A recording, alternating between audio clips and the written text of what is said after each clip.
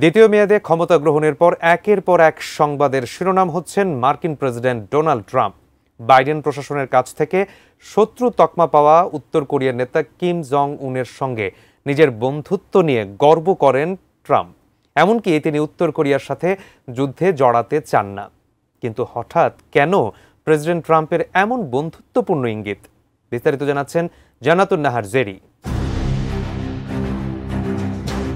মার্কিন president Donald Trump উত্তর কোরিয়ার সঙ্গে যুক্তরাষ্ট্রের সকল বিরোধ মিটিয়ে ফেলতে চান।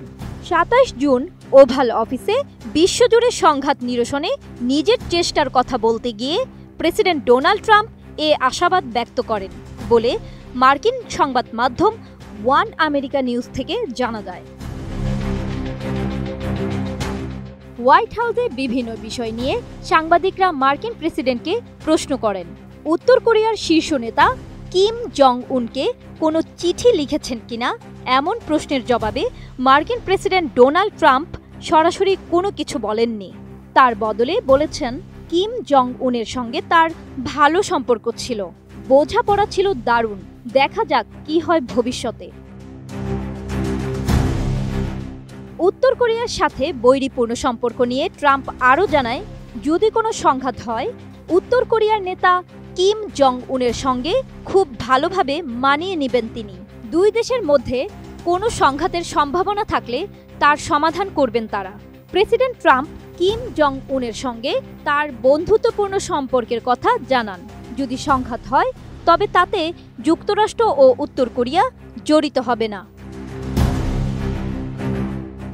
টানা সপ্তমবারের মতো বেস্ট টিস্যু পেপার ব্র্যান্ড হিসেবে স্বীকৃতি পেয়েছে বসুন্ধরা টিস্যু। চলতি মাসে উত্তর কোরিয়া ভিত্তিক ওয়েবসাইট এনকে নিউজ জানায়, কিমকে লেখা ট্রাম্পের একটি চিঠি গ্রহণে নিউ ইয়র্কে অবস্থিত জাতিসংঘের উত্তর কোরীয় প্রতিনিধিরা বারবারই আপত্তি জানিয়েছেন।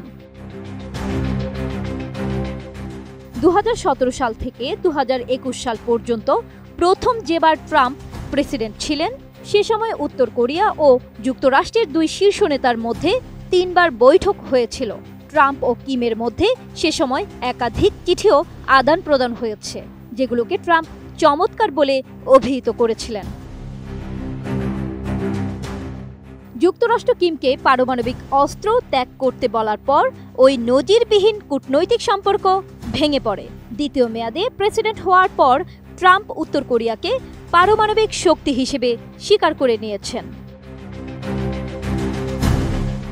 ট্রাম্পের বক্তব্যে স্পষ্ট, তিনি বিশ্বের জটিল ভূ রাজনৈতিক সংকটগুলোতে যুক্তরাষ্ট্রের সামরিকভাবে জড়িত থাকার পরিবর্তে কূটনৈতিক সমাধান এবং আলোচনার পথেই অগ্রসর হওয়ার পক্ষপাতী। ট্রাম্পের ভাষায় শান্তিপূর্ণ সমাধানই দীর্ঘমেয়াদে টেকসই হয়। জান্নাতুন Nahar Jerry, desk report, ATN news.